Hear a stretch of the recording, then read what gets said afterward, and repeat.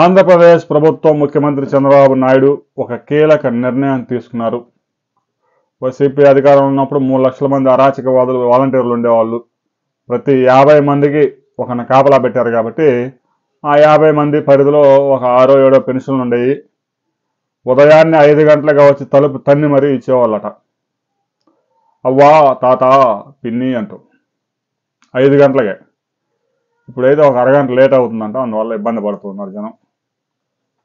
సచివాలయాలు ఉన్నాయి, దాదాపుగా 17,000 సచివాలయాలు పెట్టి అందులో 1,12,000 మందిని పెట్టారు ఉద్యోగస్తులు. మంచిది. ఇక వాళ్ళు ఏం చేయాలో అర్థం కావట్లేదు కాబట్టి వాళ్ళనే వాడుకుంటున్నారు పెన్షన్ పంపిణీ కార్యక్రమానికి. ఒక్క ఉద్యోగ పరిధిలో 3 క్లస్టర్లు. గతంలో వాలంటీర్లు ఏదైతే పనిచేశారో ముగ్గురు వాలంటీర్లు పనిచేసిన దాన్ని ఒక సచివాలయ ఉద్యోగికి అప్పగించారు. సచివాలయ ఉద్యోగి 60 నుంచి 70 పెన్షన్లు ఇవ్వాల్సి వస్తుంది కాబట్టి ఉదయం 6 గంటలు ప్రారంభించిన 8 గంటలకల్లా దాదాపుగా 95% కంప్లీట్ చేస్తున్నారు.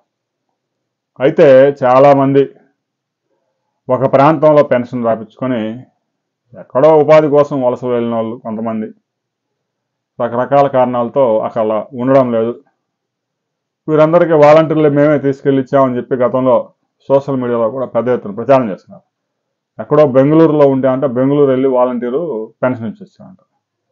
బెంగళూరు వెళ్ళి రావడానికి 2,000 ఛార్జీలు అవుతాయి కదా, అది మాత్రం చెప్పరు.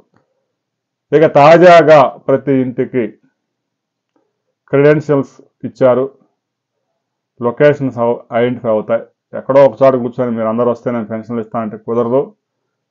పెన్షన్దారుడు లబ్ధిదారుడు ఏ ఇంట్లో అయితే ఉంటున్నాడో ఆ ఇంటి ప్రాంతంలోనే పెన్షన్ పంపిణీ చేయాలి, లేదంటే వెంటనే ప్రభుత్వాన్ని తెలిసిపోద్ది. ఉద్యోగం ఓడిపోవడం ఖాయం.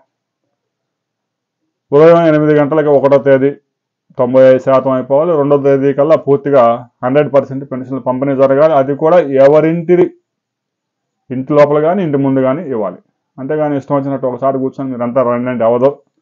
రాబోయే రోజుల్లో కనుక మేము సచివాలయం దగ్గరే ఉంటాం, మీరే రావాలని హుకుం జారీ చేస్తే ఉద్యోగాలు పోవడం ఖాయం. సాంకేతిక పరిజ్ఞానం అందుబాటులోకి వచ్చింది. డివైసులన్నీ పంపిణీ చేశారు. ప్రతి ఇంటికి వెళ్ళి పెన్షన్ పంపిణీ చేయాల్సిందే. రాబోయే రోజుల్లో దీని మీద రాష్ట్ర ప్రభుత్వం ఎలాంటి నిర్ణయం తీసుకోబోతా ఉంది, మరిన్ని వివరాలతో మరో వీడియోలో తెలుసుకుందాం.